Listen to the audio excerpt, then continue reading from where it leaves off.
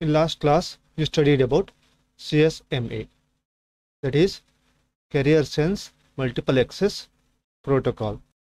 Today, we are learning a new protocol called as CSMA CD, that is Carrier Sense Multiple Access with Collision Detection.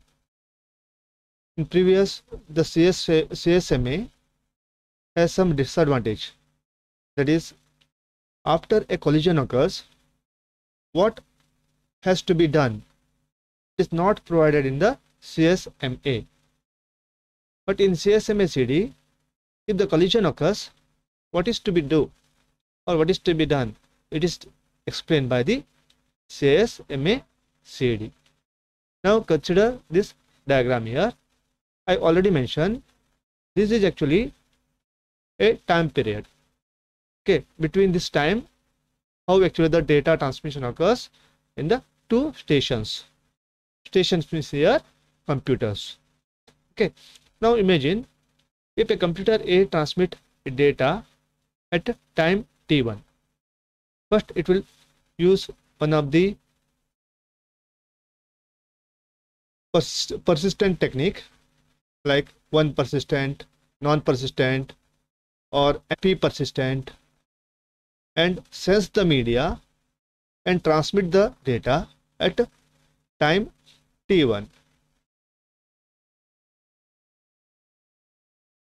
Now it will take some propagation delay or it will take some time to reach the first bit of the frame to the all the systems here. At the time the C want to transmit one frame. At the time t2, C sense that media is idle because the frame sent by t1, the first bit of the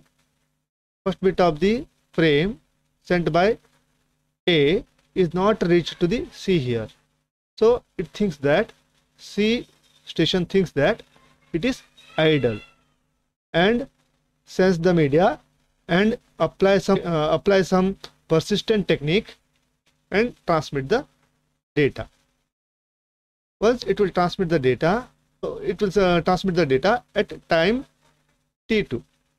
After transmit the data, after some time, a collision occurs at the in between. Once the collision occurs, after few times, that is at time t3, it senses that at time t3, the frame which is sent by A is reached to the station C. Here it senses that the frame is already corrupted due to some collision. Okay, so C knows that the frame is actually collide with each other. So here C stops its transmission here. Here the frame transmission is stopped by the C. At the same time, whenever the frame sent by C is reached to the A, that is at the time of t4, the A sense that the collision occurs in between here. So again the station A stop the transmission at the time t3. Okay, like that both the stations stop.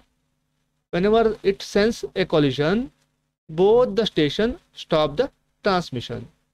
That is the difference between the CSMA and CSMA CD.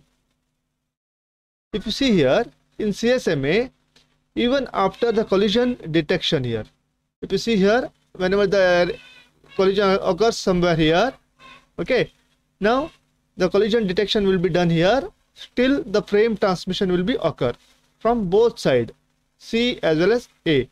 But in CSMA, whenever the collision will be detected by the stations, it will stop the transmission and send one special signal called as jam signal.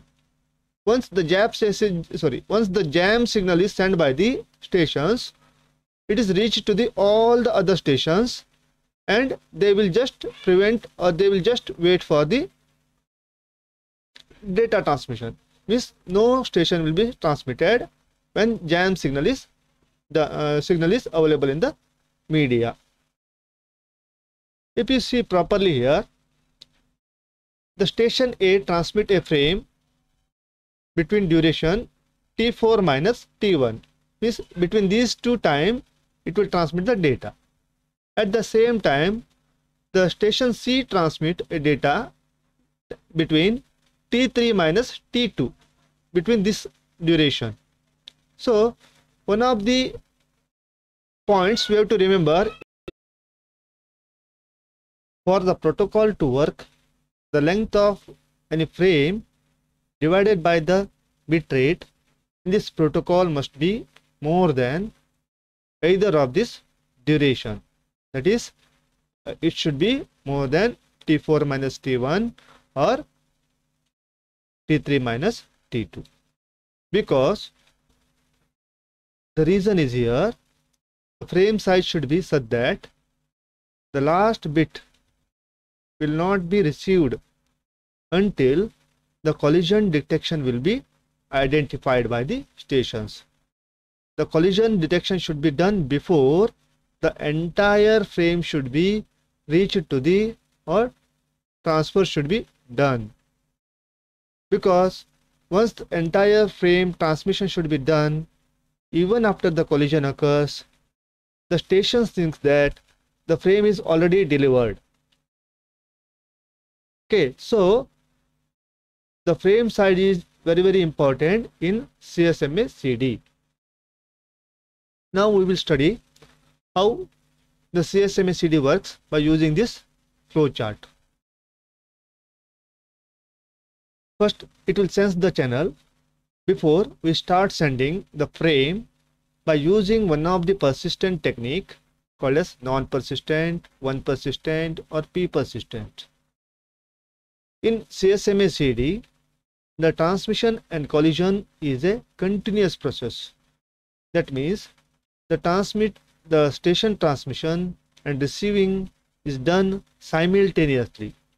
For that one, it is using a separate port. One is for transmitting and one is for receiving. We continuously monitor in order to detect one of the two conditions. Either the transmission is finished or collision is detected. Once we come out of the loop, the collision has been not detected. It means that the transmission is completed. The entire frame is sent it to the destination. Otherwise, a collision occurred. Okay, and send a jamming signal. Will send a jamming signal to inform other stations some collision is there in the media.